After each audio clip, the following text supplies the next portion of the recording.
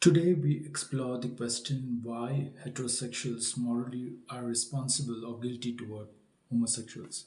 Now, this question is derived from a research study conducted at our institute, and this is a complex issue that involves understanding societal history, attitudes, and responsibilities.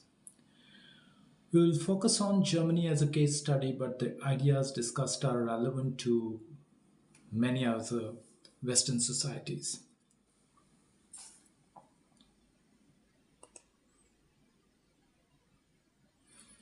Many people believe that Western countries, including Germany, are advanced and accepting of LGBTQ individuals. However, this perception can be misleading. Despite legal protections, deeper societal biases and historical prejudice often remain hidden. For example, some argue that the focus of LGBT issues in the media is excessive or disproportionate, a view expressed by journalists like Jackie Schuster. While respecting individual rights is vital, we must also critically examine whether societal attitudes truly reflect acceptance or merely superficial tolerance. Germany's history with homosexuality has been marked by trauma and discrimination. During the Nazi era, homosexuals faced persecution and violence.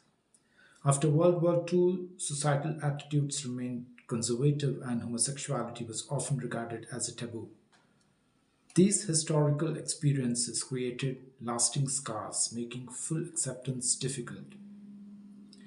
Many traditional beliefs persist, and homosexuality is still not explicitly protected as a fundamental right in the basic law, that is, the Constitution. Sexual orientation is still not incorporated in the basic law.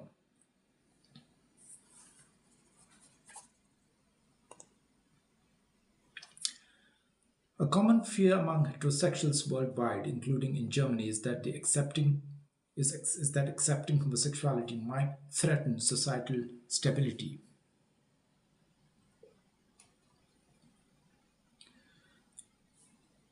Or even lead to disappearance of heterosexuality. These fears are irrational and are often fueled by conservative and right-wing groups. The left-wing, of course, political fractions have made limited contribution towards the empowerment of LGBT individuals as well. Their actions appear predominantly motivated by external pressures from activists for strategic or political purposes. Furthermore, their approach tends to be diplomatic, often concealing underlying homophobic sentiments.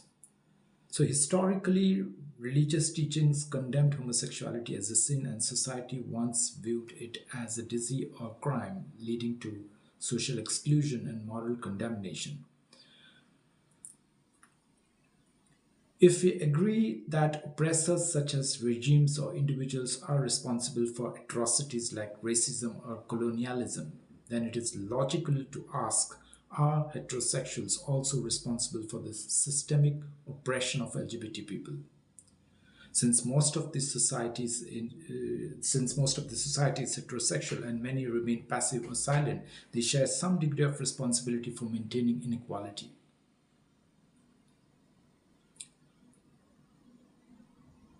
Heteronormativity, the societal assumption that heterosexuality is the norm, is a primary source of systemic discrimination. It influences laws, social norms, and institutions. Recognizing this, society, especially those in power, bears responsibility to address these injustices. Despite progress, many prejudices persist and understanding between heterosexuals and homosexuals remain incomplete. Misunderstandings, stereotypes, and invisibility continue to marginalize LGBTQ individuals. Now, historically, heterosexuals have rarely understood homosexuals empathetically or accurately, I would say. It has been taken centuries and ongoing efforts to deepen this understanding, and the process remains incomplete. The relationship between heterosexuals and homosexuals has long been characterized by tension, rejection, intolerance, and invisibility, patterns that persist even today. While issues and circumstances have evolved, the core problem of misunderstanding remain constant. Homophobia, has manifested in various forms over time, often resulting in social rejection and marginalization of the LGBT individuals. Today, many heterosexuals continue to attempt to invisibilize or deny the presence of homosexuals, perpetuating a climate of silence and neglect. This invisibility is partly due to indifference or superficial acceptance driven by social pressures rather than genuine understanding. Institutions such as schools, healthcare organizations, and law enforcement have historically contributed to repression or misunderstanding, often disguising discrimination under the guise of compassion. The degree of awareness varies across different groups, of course, shaped by diverse cultural, social, or personal reasons. These misconceptions are not confined to the general public, they extend to professionals such as doctors, therapists, judges, and educators.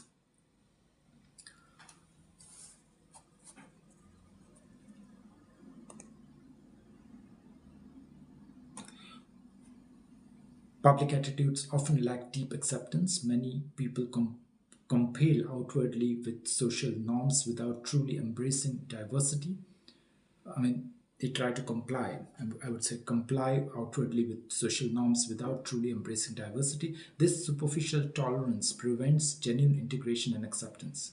Moreover, societal priorities tend to favor other marginalized groups over LGBT communities, which signals lingering biases. Compared to other marginalized groups such as refugees, people with disabilities, women, or Muslim, LGBT issues receive less open acknowledgement. Once legal rights are secured, many presume and assume that the problem is resolved, dismissing ongoing efforts for acceptance, inclusion, and visibility. And Germany's current situation reflects this pattern.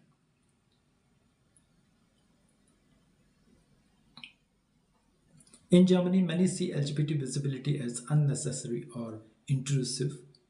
There's a tendency to consider sexuality as a private matter that should not be discussed openly. This attitude discourages LGBT individuals from living openly and reinforces stereotypes that view homosexuality as abnormal or disordered.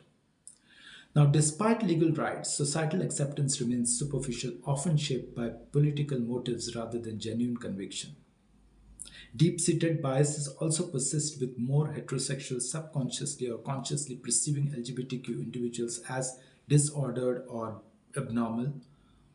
Most claim to endorse liberal values out of fear of being labeled conservative, resulting in superficial expressions of tolerance or performative liberalism, I would say. Despite Germany's high literacy rate, the country is not actively promoting LGBTQ visibility. And why?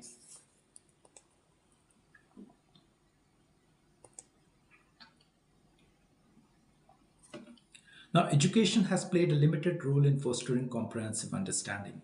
Although LGBT rights are recognized in Germany, the community remains largely invisible out of, outside of events like annual Pride Parade, which often adopts a festive carnival-like atmosphere.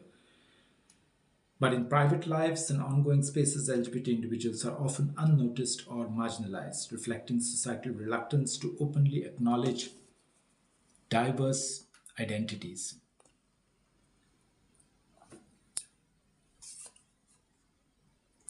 This invisibility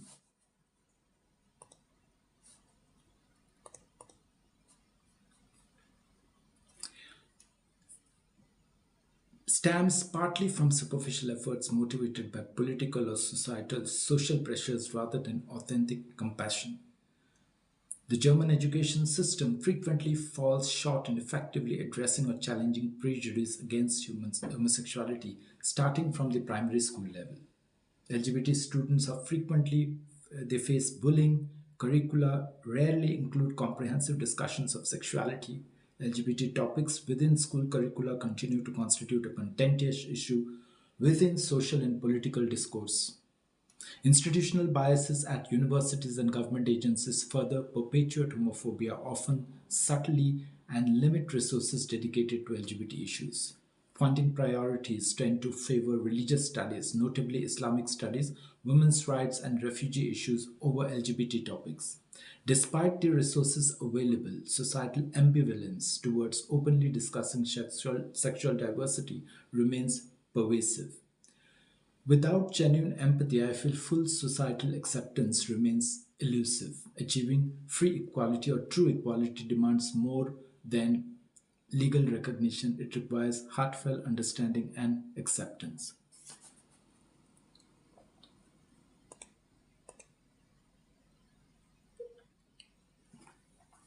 Legal rights from LGBT individuals for LGBT individuals in Germany have advanced due to activism and political advocacy. However, recent political shifts, especially around 2015 under Chancellor Angela Merkel, have marginalized LGBTQ voices. Policies favoring large-scale migration from Muslim-majority regions supported by various political and religious groups inadvertently suppressed LGBT visibility. Opposition parties like the AfD, which is the far right wing party, emphasized traditional family values and rejected discussions of gender and sexuality, contributing to systemic marginalization of LGBT individuals, an act that amounts to actually invisible genocide, I would call it. And then Chancellor Angela Merkel did not actively promote LGBT visibility. She voted against gay marriage, indicating a clear stance against LGBT individuals. After her departure from office, subsequent governments have also failed to take meaningful steps to improve LGBT visibility. To this date, the situation remains unchanged. Most of the population, including politicians and heterosexual public, has largely remained silent on the issue. Many do not feel responsible or willing to show compassion towards LGBT individuals, and there's a reluctance to promote LGBT visibility openly. Now, this attitude is evident in their behavior, language, and actions. This silence is a form of passive complicity, I call it, that sustains inequality. Society tends to prioritize the actions and open opinions of the majority, often dismissing minority experiences. As a result, heterosexuals hold a moral obligation to reflect on their role in perpetuating discrimination. Recognizing this responsibility is not about assigning blame, but about fostering empathy and promoting change. The heterosexual majority frequently perceives itself as privileged and more powerful than the homosexual minority, fostering subtle social tensions that persist over time. Heterosexuals hold the power to influence the lives of homosexuals either positively or negatively, and historically, this power has often been wielded in ways that undermine or marginalize the latter.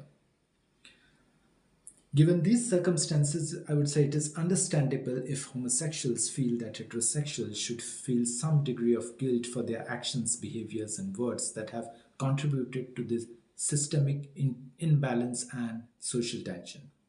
On one hand, it can be argued that the majority bears primary responsibility given its historical role in perpetuating discrimination. And on the other, it's unjust to assign collective guilt to all heterosexuals. Many have been passive or silent witnesses rather than active oppressors. Only those in position of power who actively perpetuated oppression could be held accountable. Passive complicity, remaining silent or indifferent, can be seen as a form of co responsibility.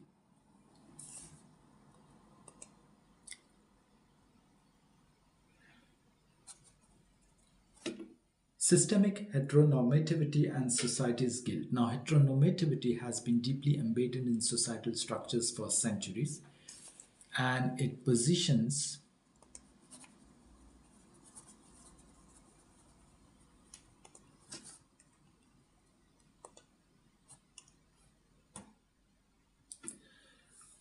heterosexuality as the default, making homosexuality dependent on heterosexual approval.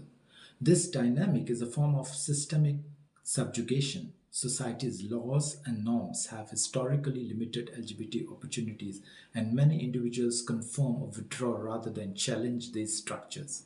Achieving full acceptance remains an ongoing challenge, therefore.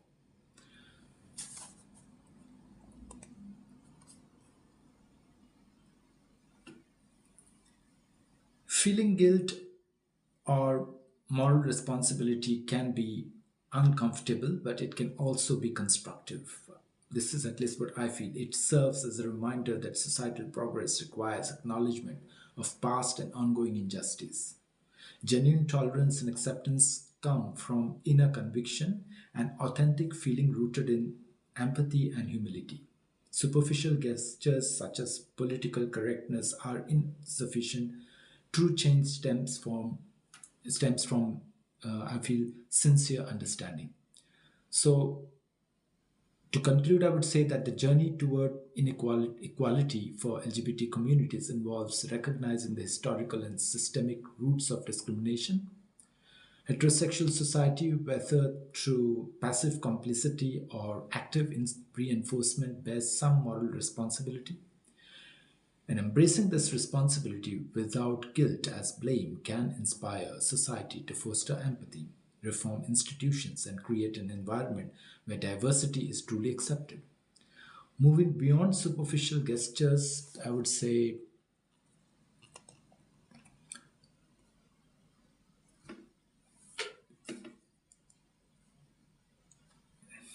moving beyond superficial gestures, I would say towards authentic understanding and respect is essential for building an inclusive future where everyone can live openly and authentically, and of course, without invisibility. Thank you.